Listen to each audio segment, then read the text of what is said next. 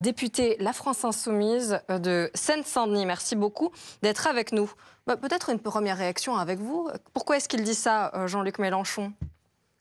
Sur les socialistes? Oui, c'est là-dessus qu'il s'est exprimé il y a un instant où il les accuse de raconter des bobards. Je crois que ce sont les mots précis.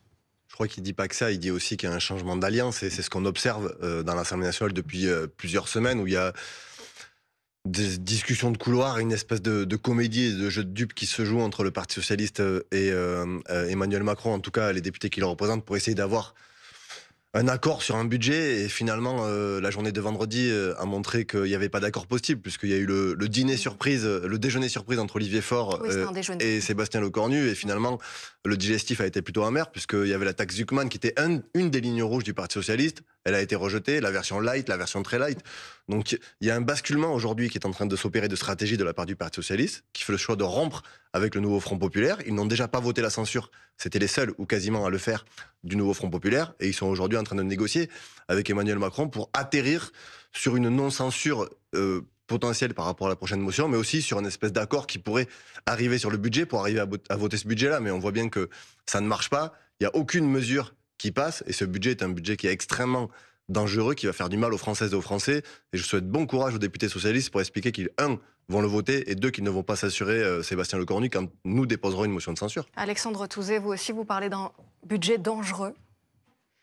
Je crois qu'on est... Enfin, moi, le spectacle actuel, et je vais vous dire, me désole parce qu'on est, je pense, très loin des enjeux du monde. Les enjeux du monde, c'est l'intelligence artificielle, c'est la production d'énergie, c'est le rehaussement éducatif du pays. Je pense qu'on se rapproche plus du zoo que vraiment des enjeux des Français. Je trouve qu'on est très, très, très éloigné. Je crois que l'Assemblée nationale est très, très éloignée, qu'on ouvre le regard sur l'Europe, sur ce qui se passe, comment les pays redressent leurs comptes publics, comment ils mettent les entreprises en situation de créer de l'emploi. C'est important pour nos jeunes. Je pense qu'on est très, très éloigné.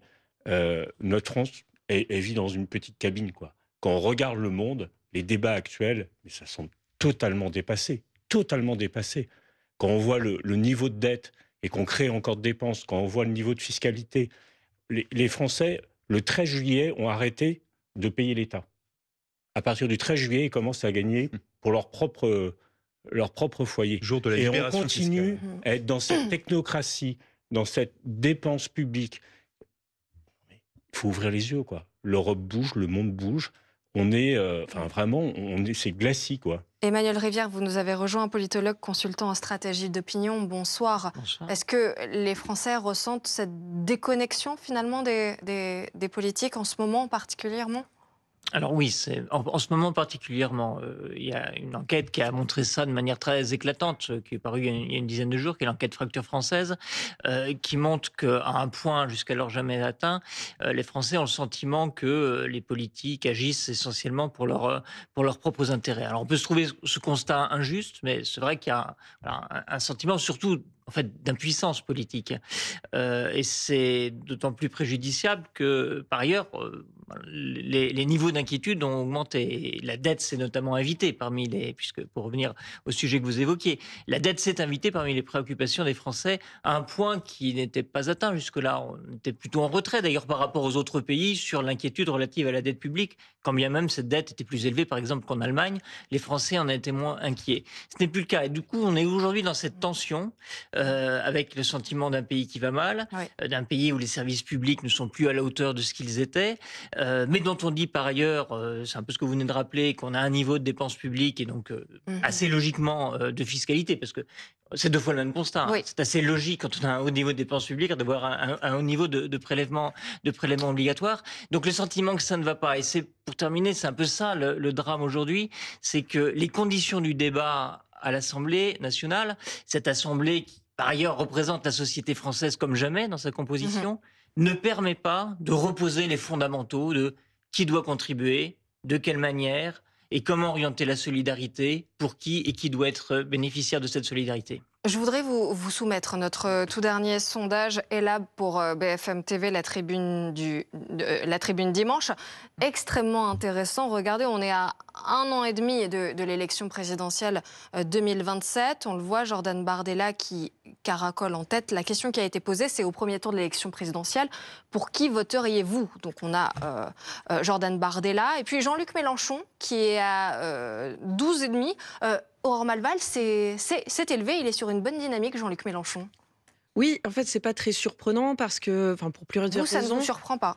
Non, ça ne me surprend pas. D'abord parce que ce genre de sondage mesure des incarnations qui représentent quoi. Et effectivement, Jean-Luc Mélenchon représente toujours pour une bonne partie des électeurs de gauche qui ont voté Nouveau Front Populaire. Il fait partie des incarnations de cette gauche. Donc ça ne me surprend pas d'ailleurs qu'il soit plus haut, ou en tout cas dans cette hypothèse, c'est là que... Parce que certains dégringolent, on parlera d'Édouard Philippe, mais en tout cas Jean-Luc Mélenchon, lui, il est sur une bonne dynamique. Édouard Philippe, c'est un petit peu le contraire de Jean-Luc Mélenchon dans les sondages, c'est-à-dire qu'Édouard Philippe était donné très haut. On l'évoquera après, mais peut-être restons d'abord sur Jean-Luc Mélenchon. Je reste sur Jean-Luc Mélenchon. Non, mais Jean-Luc Mélenchon, finalement, il est en retrait, je dirais, de la séquence, en tout cas, à laquelle on a assisté avec ce pas de deux, un petit peu entre les macronistes et le Parti socialiste. Donc, il en bénéficie aussi. Il laisse aussi, d'ailleurs, ses lieutenants ferrailler, je dirais, dans l'arène politique et prendre des coups. Donc, il a une posture un petit peu en retrait. Dans ce genre de sondage, d'ailleurs, j'ai l'impression que moins on en dit, mieux on se porte. Donc, effectivement, Jean-Luc Mélenchon, il a donné une longue interview à Mediapart ce week-end où il développe un certain nombre de points. D'ailleurs, il n'a toujours pas annoncé à proprement parler sa candidature, Jean-Luc Mélenchon. Mais effectivement, il reste dans l'esprit, en tout cas, d'une partie des Français quand ils sont interrogés, évidemment un candidat à gauche. Avec lequel, d'ailleurs, ce qui est intéressant, c'est de voir aussi... On a quand même le sentiment, mais qu'il est déjà en campagne quand on le voit aujourd'hui au marché où il a choisi le roi, dans le Val-de-Marne. Thomas Porte, peut-être que vous pouvez nous le dire. Moi, je ne vais pas annoncer la candidature présidentielle de Jean-Luc Mélenchon à la place de Jean-Luc Mélenchon, mais Jean-Luc Mélenchon fait des déplacements. Il était cet après-midi aux côtés de Clémence Guettet dans le Val-de-Marne, notamment pour parler de la question des frais bancaires et de l'interdiction des découvertes, qui est quand même un sujet qui va concerner des millions de Françaises et de Français dans ce pays, qui est un sujet majeur. Il était la semaine dernière en meeting à Clichy-sous-Bois. Moi, vous savez, je ne fais pas des sondages d'alpha et l'oméga, parce qu'on est quand même souvent en première ligne pour les critiquer, puisqu'ils se sont pas mal trompés ces dernières années. On ne définit pas une stratégie politique sur les sondages. Mais Jean-Luc Mélenchon, il incarne aujourd'hui un projet de rupture. Il incarne une continuité. Il incarne un programme politique avec des idées. On a quand même un mouvement, la France Insoumise, qui est un programme qui est très construit, avec des propositions qui ne changent pas de ligne toutes les 3 ou 4 minutes, en fonction de certains intérêts, en fonction des discussions dans l'Assemblée nationale, y compris quand des sujets ne sont pas forcément populaires. C'est notre ligne politique, et on les assume. Et il incarne un espoir aussi pour des millions de gens qui, dans ce pays, subissent des contraintes et des politiques d'austérité. Je termine sur un mot, parce que vous dites qu'il faut débattre sur la question de la fiscalité, de savoir qui doit être mis à contribution. C'est un vrai débat politique dans ce pays. Comment on partage la richesse ? Comment on partage la richesse qui est créée? À qui elle est redistribuée? Qui contribue? À quelle hauteur? En fonction de quels moyens? Je crois que c'est un débat qui est sain aujourd'hui. Mais si je dois dire un mot sur l'image de l'Assemblée nationale, aujourd'hui les dés sont pipés, parce qu'on nous a fait croire qu'il n'y a pas de 49-3. Mais c'est révolutionnaire de dire que le Parlement est respecté. C'est ça qu'on a gagné aujourd'hui, alors qu'on sait très bien que Sébastien Lecornu a le 49-3 XXL, qui est à dire les ordonnances. Au final, on sait que ce gouvernement va dessiner par ordonnance, il va choisir ce qu'il veut dans le budget. Donc il y a la démocratie représentative qui est abîmée dans ce pays. Parce que ce qui se passe à l'Assemblée, c'est un simulacre aujourd'hui de démocratie. Ça se passe même plus dans l'hémicycle. C'est des dîners ou des déjeuners à Matignon ou à l'Élysée, des discussions dans des salles à côté de l'hémicycle où des gens viennent jouer la comédie en disant « Oh, on a découvert un sous-amendement, finalement on est peut-être d'accord », alors que tout ça a été négocié avant. Ça abîme la démocratie. Et nous, on dit, et je termine là-dessus vraiment, la solution, c'est de revenir à une élection présidentielle anticipée.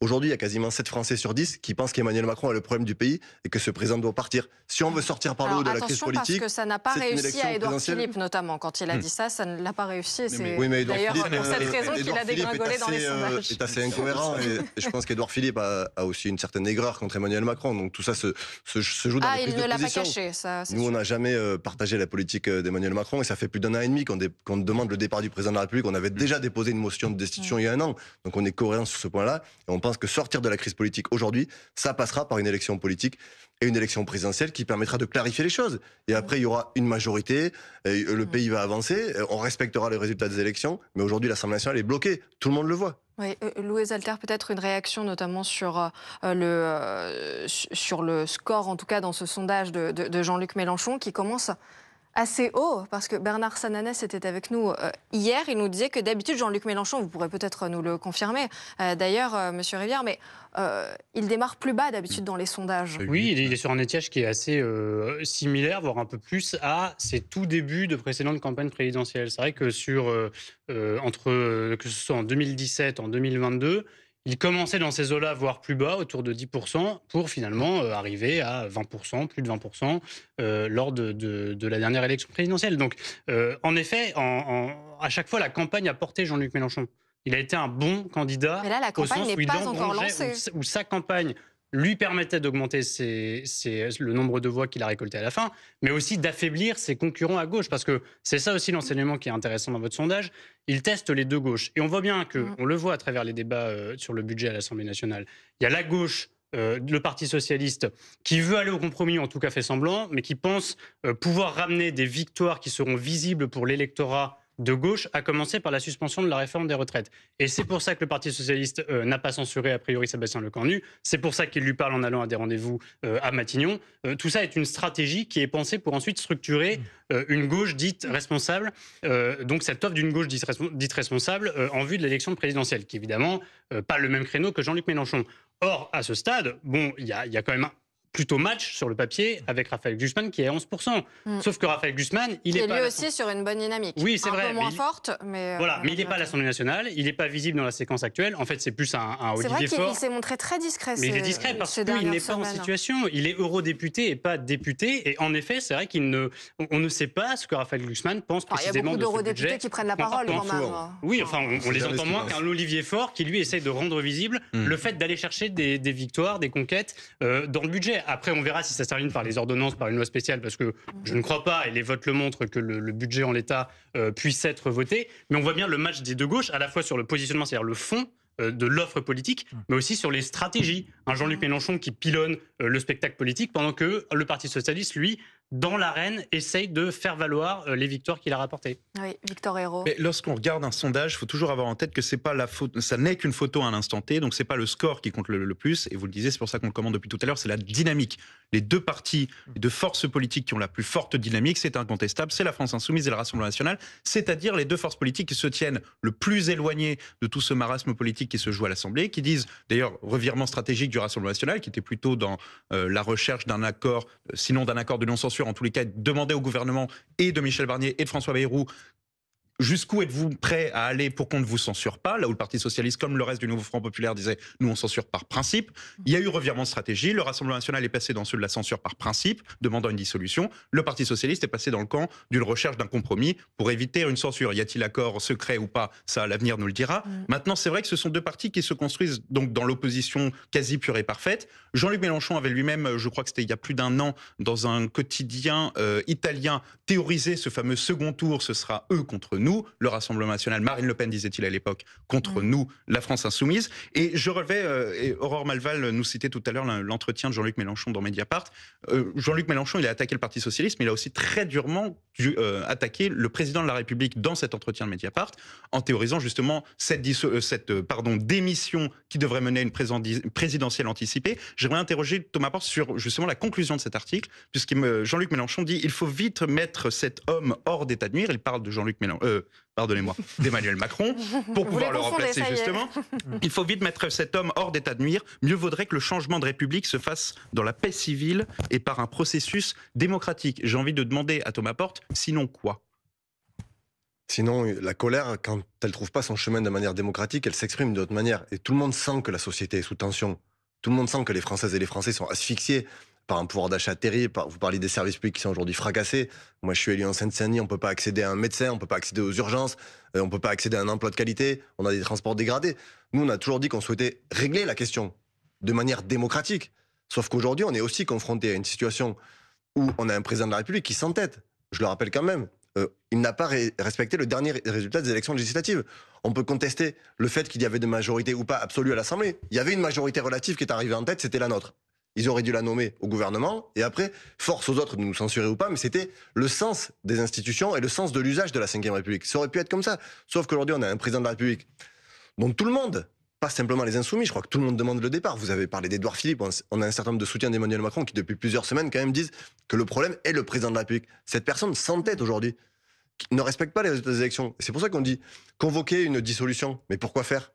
Pour obtenir les mêmes résultats et se retrouver avec des premiers ministres qui sont minoritaires, qui vont tomber tous les 3-6 mois. La France, elle a aujourd'hui des urgences à régler. Et je partage ce qui a été dit. Il y a un monde autour de nous. On ne vit pas isolé en France. Il y a des réalités quotidiennes qui fracassent les Françaises et les Français, qui ont besoin de réponses, qui ont besoin de budget, qui ont besoin de politique publique, qui les desserrent de l'étau dans lequel ils se trouvent. Est-ce qu'on va passer 1 an et demi avec des premiers ministres qui, tous les 3 mois, vont être censurés? Parce que c'est ça qui va se passer. Faire croire, le Parti Socialiste essaye de faire croire qu'il y a quelque chose à gagner avec Sébastien Lecornu et Emmanuel Macron. Je donne juste vraiment l'exemple. C'était la taxe Zucman, la grande ligne rouge du Parti Socialiste pour faire cet accord de non-censure et sauver le Premier ministre et sauver Emmanuel Macron. La version 1 rejetée, la version à 0,5% rejetée, la version à 0,05% rejetée. Oui, depuis le début, vous aviez dit d'ailleurs que les socialistes se faisaient balader en quelque sorte. Mais parce que c'est pas la première fois, ils nous avaient déjà fait le coup avec François Bayrou avec des heures et des heures de discussion pour ne rien obtenir. Nous n'avons rien négocié avec ces gens-là.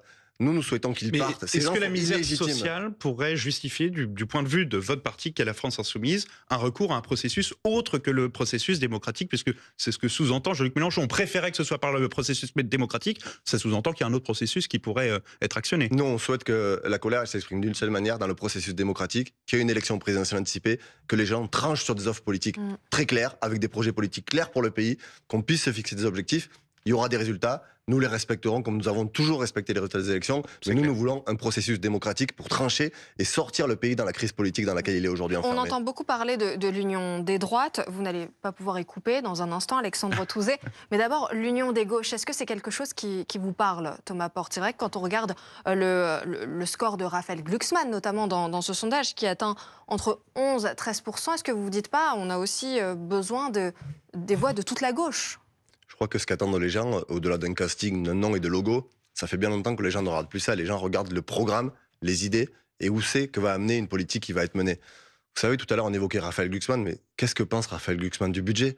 Qu'est-ce que pense Raphaël Glucksmann de la réforme des retraites? Raphaël Glucksmann, il sort une fois tous les 5 ans, c'est pour une élection européenne, après on l'entend sur aucun sujet. Moi, je ne considère pas que Raphaël Glucksmann est un homme politique de gauche aujourd'hui, je le dis de manière très claire ici, aujourd'hui. Et moi, j'en appelle à toutes celles et ceux qui ont été élus sur un programme de rupture en 2022, en 2024, qui ont été à l'Assemblée nationale pour s'opposer à Emmanuel Macron, pour faire le SMIC à 1 600 €, pour taxer les ultra-riches, pour renforcer les services publics, pour qu'on ait un accès à la santé, pour avoir une politique internationale qui soit haute que celle qu'on a aujourd'hui. Il y a une majorité, aujourd'hui, je crois, de gens dans ce pays qui sont en capacité de voter pour ça. Mais encore une fois, il faut un cap clair. Et je le dis parce que les socialistes sont en train de sortir de ce schéma-là et de trahir la voix de millions d'électrices et d'électeurs dans le pays, alors que nous avons été élus sur un programme commun. Donc il est toujours temps de revenir à la raison. Mais je vois quand même dans certaines réactions de militantes et de militants socialistes, pas de parlementaires, mais de gens qui sont élus ou qui sont dans des territoires, dans des communes, qui appellent aussi leurs dirigeants et la direction du Parti Socialiste à la raison. Parce qu'il y a des militants socialistes qui sont sincèrement de gauche, qui sont convaincus qu'il faut une politique de partage des richesses, une politique pour plus de services publics, et qui sont aujourd'hui totalement déboussolés par ce que fait Olivier Faure, par ce que fait Philippe Brun, qui est quand même le grand architecte des accords aujourd'hui au sein de l'Assemblée nationale sur la question du budget, qui trahit tout ce qu'il a fait. Philippe Brun, le même qui est venu réclamer le soutien de Jean-Luc Mélenchon à l'élection législative et qui est aujourd'hui en train de traîner dans la boue la France Insoumise et passer des accords, notamment avec le Rassemblement national, sur certains amendements Sébastien Lecornu est assez populaire chez les militants socialistes. C'est assez amusant de constater dans la popularité du Premier ministre, il y a des gros bataillons de sympathisants du Parti Socialiste qui se comptent parmi ses soutiens, en ce moment en tout cas, à ce stade. Il est lui-même un ancien membre du Parti Socialiste, Sébastien Lecornu peut-être, non, au début je crois de sa carrière. Non, UMP. Il est jamais passé. UMP. Ah oui, il était très jeune militant UMP. Mais je vous comprends, on peut s'y perdre au milieu de tout ça. Je voudrais qu'on évoque aussi